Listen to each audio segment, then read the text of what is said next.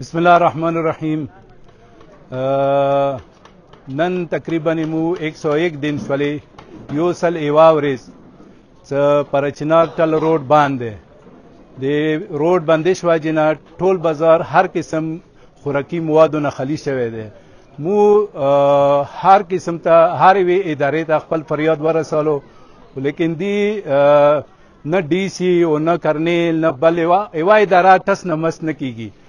دی په واجب باندې مو سبانا شټر ډاون اعلان کوو او ټولو دکاندارانو ته ریکوست کوو چې بازار د سبانا مکمل بند وي، د یو نیم خلاص تعداد بند وي. ویلې بازار کې څه خوراکي مواد شته نه، عوام ته تکلیف دی، د عوام تکلیف مد نظر ساتو. دی واجنه مو هر قسم ادارې والا ته ریکوست وکړو، سل ورځې نه یو روډ دومره دلته برګیډ شته دی، یونټ شته دی، کمانډنټ شته دی، D C شته دی. اوس پورې دی دا 15 کیلومتر روډ دی کولو نه کړلو. دی حکومت دلته ضرورت څه دی؟ مو پر زور مطالبه کوو دی حکومت نه، سی ایم نه کوو، گورنر نه کوو، چیف آرمی سټاف نه کوو. 15 کیلومتر روډ ته ویلې نشي کلیر کولای. په کور ته روډ کلیر کې ته کومه معاهده کړی دی؟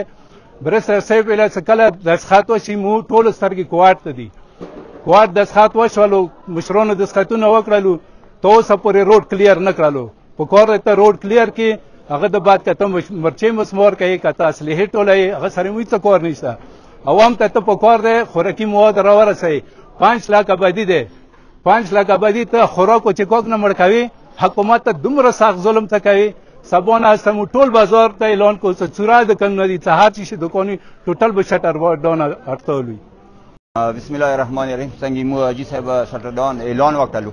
دا که مو کمیډیکل دی که سبزی دی هوټلو کې هڅ نشته دي. مو دا ټول دا اعلان دی سبانه بس مو هړتال بوي. دا هړتال مو ویل اعلان وکړلو. دا عوام څه کوم مشکلاتو کې دی روزانه عوام راشي کنوي راغله 13 کیلومتر 10 کیلومتر دا کسان نرسي پیاده لرسي ویلي ډیزل نشته دي. هغه به وجود کنوي واده موسه شوي واده به وجود واده موسه کله شوي و تیر شوي 31 نن سوامه ده. اوس پورې مو ته کمپارم نشول، مو ته کنوي ممکنه نشول. دی واجنه مو نن مجبور شول سمو هړتال اعلان وکړو. دینه سیوا د کوم څه حالات مو کسو عوام خدای نه کی چې د عوام بل پلوزي، خدای دې نه کی د عوام بل پلوزي، بل څه روح اختیار نه کی. مهرباني.